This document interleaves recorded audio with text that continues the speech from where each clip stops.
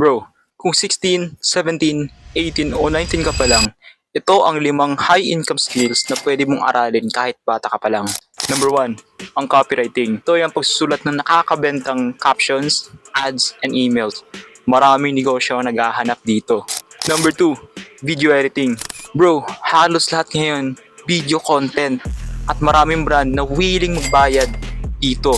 At number 3, graphics design. Canva lang, pwede na pang simula. At kapag gumaling ka, pwedeng pagkakitaan. Number 4, social media marketing. Maraming small business na naghahanap ng mga taong marunong mag-manage ng social media nila.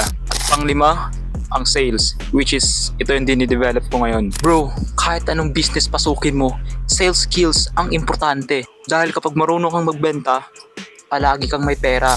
Hindi mo kailangan na master mo agad. Kapag sineryoso mo to at naging consistent ka, malayo ang mararating mo.